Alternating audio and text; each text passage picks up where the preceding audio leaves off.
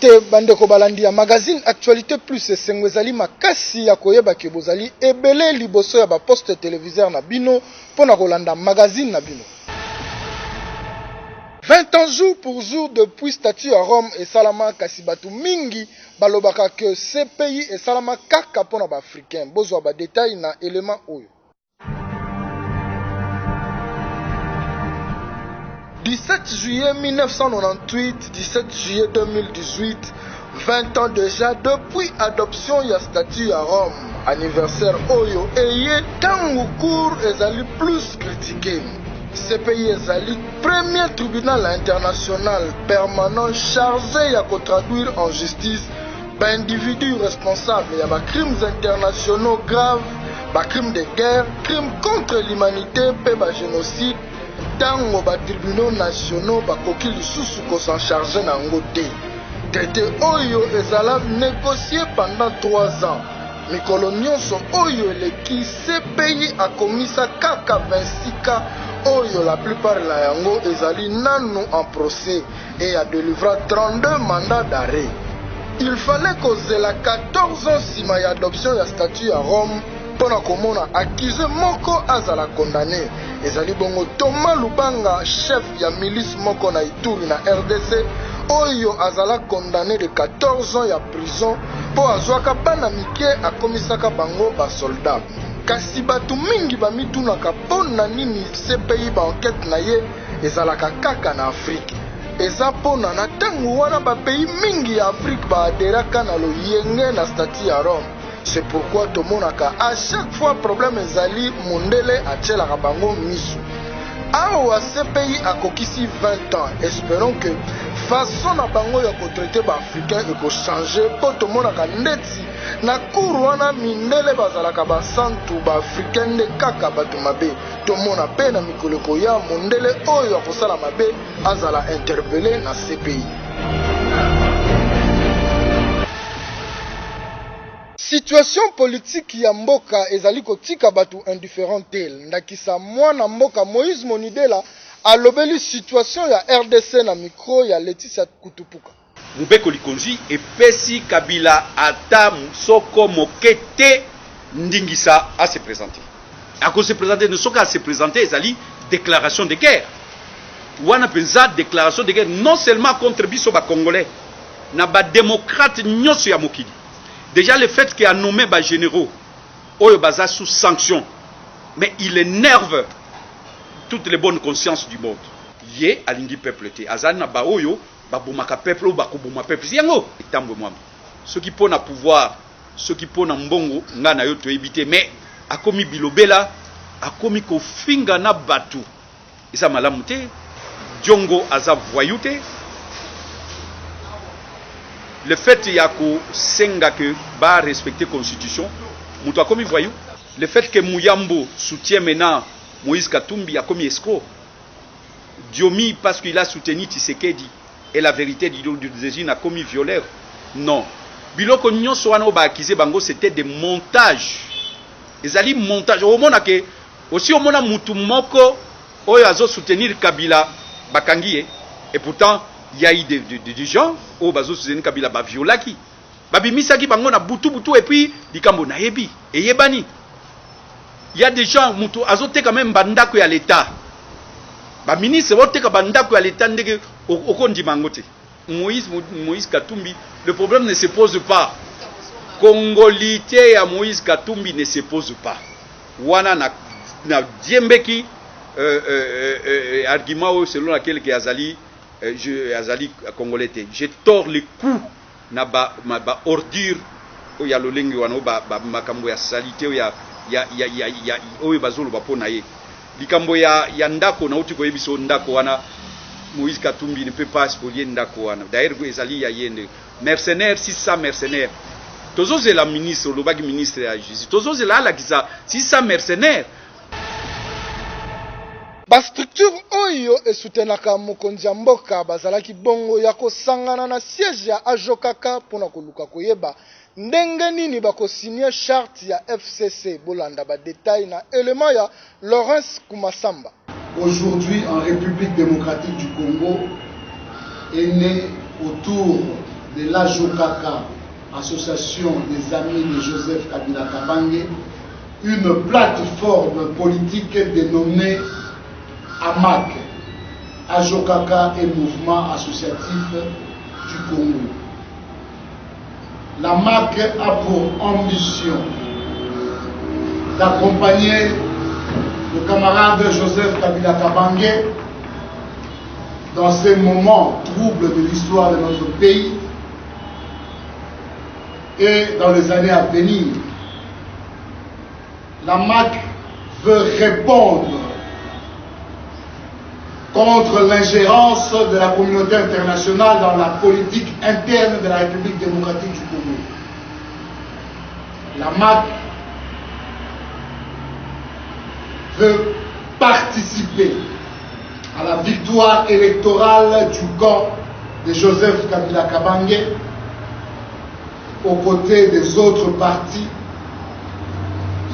réunis au sein du Front commun pour le Congo. Une centaine d'associations ont voulu signer avec l'AJOKAKA les statuts que voici, donnant naissance à l'AJOKAKA et Mouvement Associatif du Congo. Pour fêter cette sortie, la MAC organise le mercredi 1er août 2018 la grande marche de soutien à Joseph Kabila Kabange. La MAC appelle toutes les forces politiques présentes en République démocratique du Congo, amoureux épris de la souveraineté nationale, de l'indépendance, gardiens des valeurs de père et héros de notre indépendance, à venir à cette date du mercredi 1er août, participer à cette grande rencontre, marcher ensemble pour démontrer à la face du monde que Joseph Kabila Kabange est le président de la République, il est aimé de son peuple, soutenu par son peuple. La MAC soutient à 100% les activités du président de la République. La MAC soutient à 100% le choix qui sera fait par son Excellence Joseph Kabila Kabange, président de la République, autorité morale de la MAC. AMAC rappelle au président de la République qu'il est le président souverain du peuple congolais, garanti par la Constitution et qui n'a pas à céder aux pressions faites par quiconque. Totika maematali politiki tokende na maematali masano na coupe interclub ya CAF tout puissant Mazembe a gagné adversaire du jour na ye Mouloud ya club d'Alger 1-0. Bozwa ba détail na élément oyo.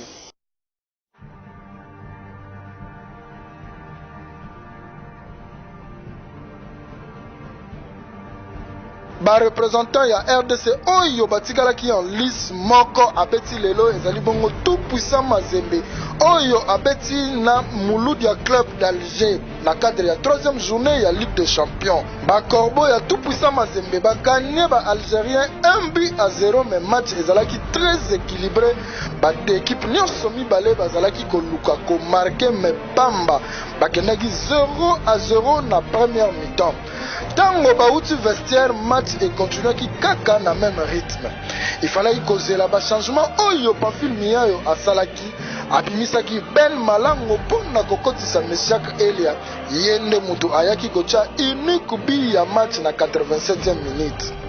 Victoire oyo esali que tout puissant Mazembe a comme 9 points pe a consolidé toujours première place na ye na groupe.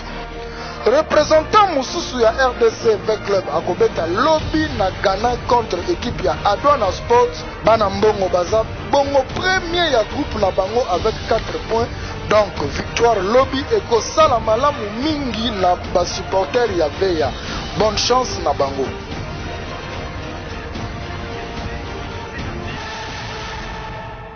Totika la kaka na maematali masano Ngoika Sanji président ya Sanga Balende alobi bako beta lisusu Vodacom Ligue 1 te ti Fekofa akolongola comité ya Linafoot en place. Bozwa ba détail na élément oyo. Vodacom Ligue 1 et Wouti Kosila avec le Bazalaki sacré champion ya saison 2017-2018 kasi ba club mususu ba sepelite balobi que Ligue nationale ya football a fabriqué champion ndakisa président ya Sanga Balende oyo alakisaki mécontentement na ye na point de presse oyo asalaki week-end na ndako na ye. Na maloba na ye alobaki boye bakobeta lisusu Linafoot te soki comité en place et démissionner te to soki fédération alongoli bango te. Pour selon ye ba favorisaki ba club mususu en défaveur ya Sanga Balende. Surtout tant où il fallait kotina ba officiel pour na ba match bazalaki ko changer bango trop soki kaka il faut ba officier ba match ya Sanga Balende. Alobi lisusu ke bazongisela ba club privilège wana ya kovote ba comité ya Linafoot po ba oyo bazalaki nommé na Fekofa na oyo tali entraîneur na quelques joueurs oyo batikalaki na Kinshasa. Alobi ke yepe azali surpris na décision wana mais à prendre acte. Nyonso wana ezali kolakisa ndenge nini football ezali géré na mboka na biso parce que Sanga Balende azali deuxième club oyo ekoboya kobeta compétition nationale. Tokosenga na Linafoot abongisa kote wana po nyonso wana ezali ko décourager ba dirigeant misusu. Na fédération tokosenga balandela nanu ba ligue na ba entente pe respect ya ba texte mpona tokoma na ba niveau oyo te parce que image ya sport ya mboka nde ezali kobeba. Na rubrique ya nola biso ya lelo Pasteur Médard alobeli soki mwasi akoki kote ya devant ensemble tote.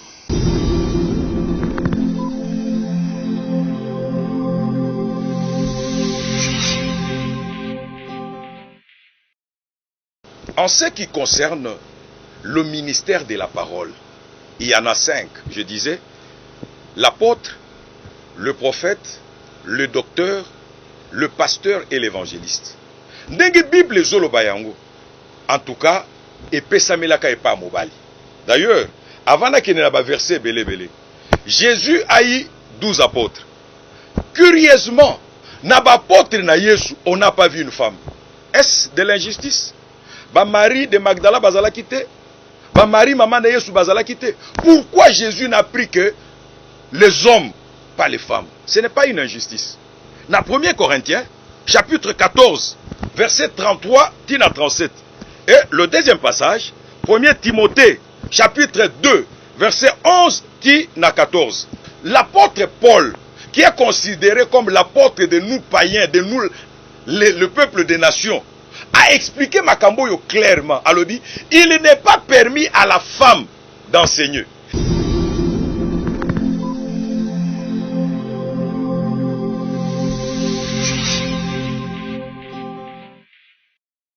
Merci pour la fidélité. Oyo bozali ko continuer kopesa na magazine na bino.